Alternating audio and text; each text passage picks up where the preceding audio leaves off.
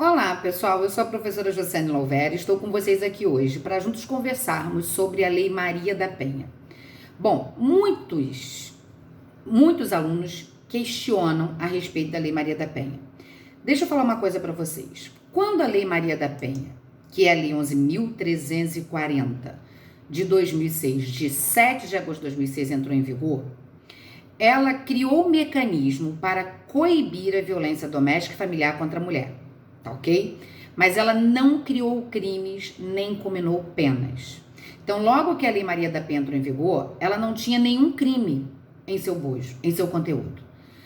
De forma que o que a Maria da Penha tinha? Normas procedimentais a respeito dos crimes que já estavam previstos no Código Penal e em outras leis especiais, desde que esses crimes fossem praticados no âmbito da violência doméstica contra a mulher, ok? Sendo assim, o que começou a ser aplicado? As regras da Lei Maria da Penha, quando os crimes já existentes fossem praticados contra a mulher no âmbito da violência doméstica. Acontece que no ano de 2018, a Lei 13.641 de 2018 incluiu na Lei Maria da Penha o artigo 24A, o primeiro crime previsto na Lei Maria da Penha. Então, logo que ela foi instituída em 2006, nenhum crime era previsto na lei. Agora, nós temos um crime previsto na Lei Maria da Penha, que é o crime de descumprimento de medida protetiva de urgência no âmbito da violência doméstica. Então, o artigo 24A, ele vai dizer o seguinte, vou ler para vocês. Descumprir decisão judicial que defere medidas protetivas de urgência previstas nessa lei. Pena de detenção de 3 meses a 2 anos. A configuração do crime independe da competência civil e criminal que deferiu as medidas. Então, pouco importa se quem determina a medida de proteção foi o juiz criminal ou se foi o juiz do civil. Na hipótese de prisão em flagrante, apenas a autoridade judiciária poderá conceder fiança. Veja bem, esse crime de descumprimento de medidas de proteção é um crime apenado com detenção de 3 meses a 2 anos. Nós aprendemos, pelo Código de Processo Penal, que o delegado poderá arbitrar fiança todas as vezes que a pena máxima do crime for igual ou menor que 4 anos. 2 anos é menor que 4. Então, em tese, admitir-se-ia o arbitramento da fiança pelo delegado de polícia. Contudo, nós estamos diante de uma lei especial, portanto, prevalece pelo princípio da especialidade, em que pese a pena máxima ser de 2 anos, o delegado não pode arbitrar fiança, somente o juiz poderá. Então, não se aplica aqui o artigo 322 do CPP, já que se trata de uma lei especial com regras próprias, procedimentos próprios. Só vai se aplicar o CPP naquilo que essa lei for omissa. Aplica-se de forma subsidiária à norma geral, já que nós temos uma norma especial, ok? Outro detalhe. O legislador, o disposto neste artigo, não exclui a aplicação de outras sanções cabíveis. Então, descumpriu a medida protetiva, além de se tratar de crime e se aplicar as regras previstas na Lei Maria da Penha, isso não impede que se aplique outras sanções cabíveis previstas na legislação, ok? Por exemplo, o artigo 313, inciso 3 do CPP, nos diz que o descumprimento de medidas de proteção é motivo para se decretar a prisão preventiva. Então, vai se impedir a decretação da preventiva? Não, porque é uma outra aplicação de sanção prevista em outro ordenamento jurídico e não aqui, ok? Então, não se impede a decretação da prisão preventiva, continua se admitindo. Bom, outra coisa que a gente precisa saber. Inicialmente, a Lei Maria da Penha não tinha nenhum crime, agora ela tem. Crime esse inserido no artigo 24A pela Lei 13.641 de 2018. Bom, outra coisa que os alunos sempre perguntam. Josiane, a Lei Maria da Penha, ela não criou crimes. Hoje nós temos esse que foi inserido em 2018. Então, os crimes que estão previstos no Código ou em lei penal especial, quando praticados contra a mulher, nas hipóteses previstas na Lei Maria da Penha, aplica-se então os rigores e o procedimento da Lei Maria da Penha? Sim. Quando você abrir a Lei Maria da Penha, você vai ler o artigo 5º, que eu vou ler para vocês agora, e ele vai dizer o seguinte: para os efeitos dessa lei, configura violência doméstica familiar contra a mulher qualquer ação ou omissão baseada no gênero que lhe cause morte, lesão, sofrimento físico, sexual, psicológico, dano moral ou patrimonial.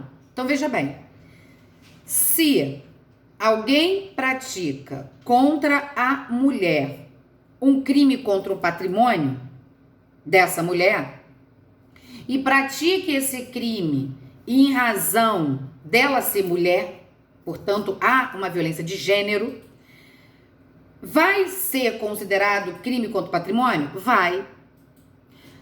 É possível esse crime ser de ação pública incondicionada, pública condicionada ou de iniciativa privada. O que eu quero que você entenda? Como a Lei Maria da Penha não criou crimes nem combinou penas, salvo essa exceção do artigo 24A no ano de 2018, os crimes previstos no Código, quando praticados contra a mulher, serão aqueles crimes do Código.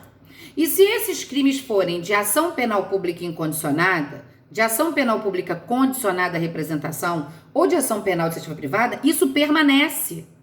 Não é o fato de ter sido praticado contra a mulher que vai fazer com que esses crimes sejam de ação penal pública incondicionada. Ele permanece com a ação originária. Por exemplo, o crime do artigo 147 do Código Penal é o crime de ameaça. Se a mulher, no âmbito da violência doméstica, for ameaçada, o crime é de ação penal pública condicionada à representação no Código Penal e permanece quando praticado contra a mulher. Hoje, o crime de estelionato é um crime contra o patrimônio de ação penal pública condicionada à representação. Se esse crime for praticado contra a mulher no âmbito da violência doméstica contra a mulher, ele vai continuar sendo de ação penal pública condicionada à representação. O crime de furto de coisa comum previsto no artigo 156 do Código Penal é um crime contra o patrimônio de ação penal pública condicionada à representação. Se praticado contra a mulher, permanece ação penal pública condicionada. O crime de dano, quando o bem é particular, é um crime de ação penal de iniciativa privada. É um crime contra o patrimônio de ação privada. O crime de calúnia, difamação e injúria, em regra, são crimes de ação privada. Se praticado contra a mulher no âmbito da violência doméstica contra a mulher, esses crimes permanecem de ação penal de iniciativa privada. O que eu quero que você entenda? A Lei Maria da Penha não mudou a natureza jurídica da ação. Quando é pública e incondicionada, quando é condicionada, quando é privada, permanecem.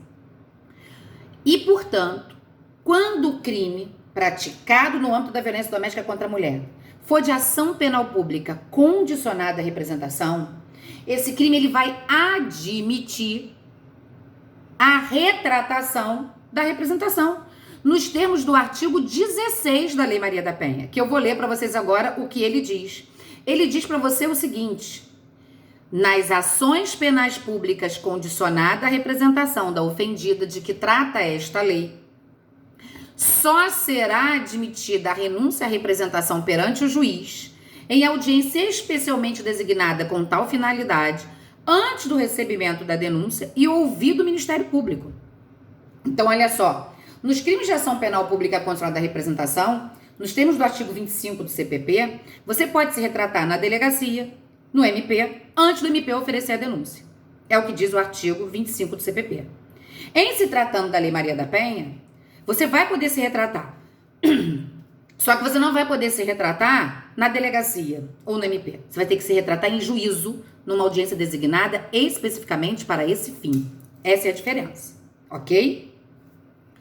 Qual é o único crime que é de ação penal pública condicionada quando praticado em relação a qualquer pessoa, mas não vai ser quando praticado no âmbito da violência doméstica contra a mulher?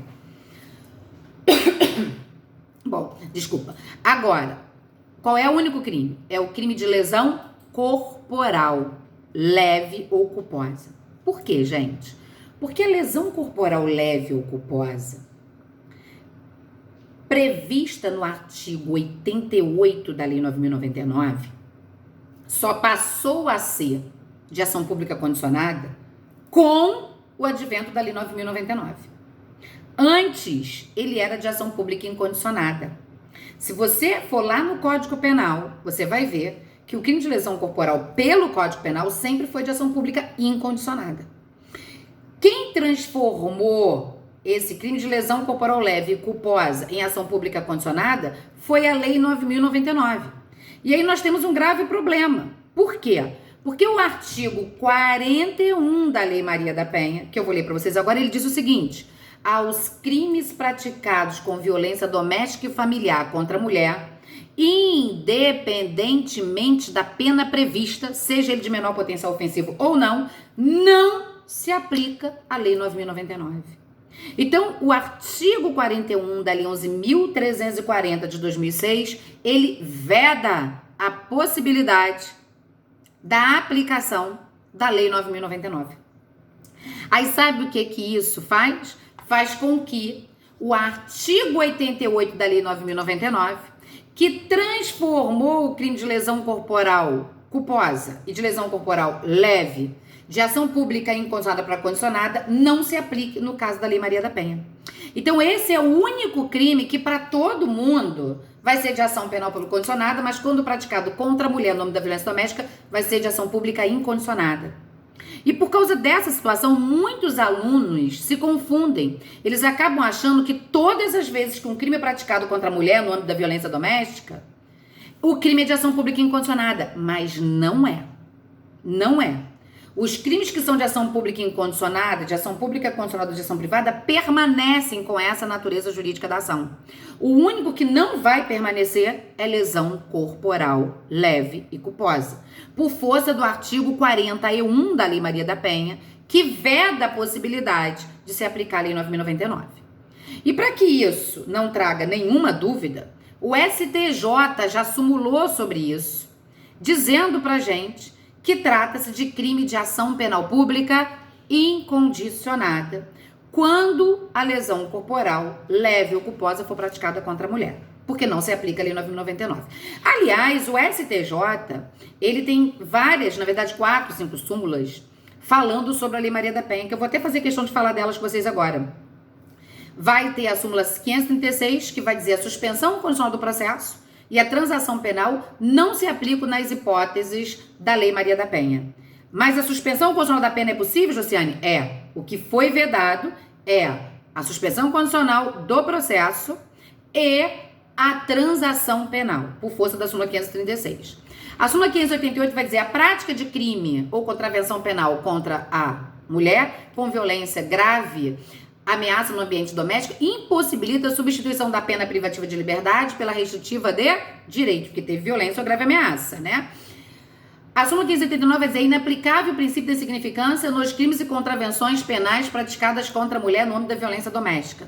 E a súmula 600 vai dizer, para a configuração da violência doméstica familiar, previsto no artigo 5º da Lei 11.340, não se exige a coabitação entre autor e vítima. Então, tenha em mente aí as súmulas 536, 588, 589 e 600. E também a súmula 542 do STJ, que é a súmula que vai falar pra gente que a ação penal relativa ao crime de lesão corporal resultante da violência doméstica contra a mulher é pública incondicionada.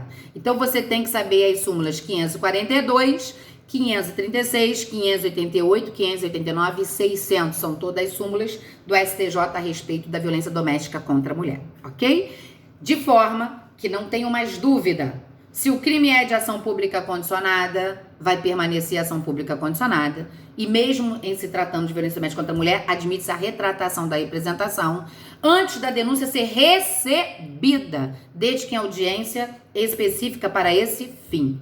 O único que não vai admitir isso é a lesão corporal, porque ela só foi transformada em ação pública condicionada por conta da Lei 9.099 de 95, cujo artigo 41 de 11.340 não admite aplicação, ok? Bom, espero ter sanado a sua dúvida. Se você não entendeu, mande a perguntinha que eu respondo, mas curta, compartilhe e comente esse vídeo e inscreva-se no canal do YouTube da professora Josiane Louvera, ok? Até a próxima dúvida.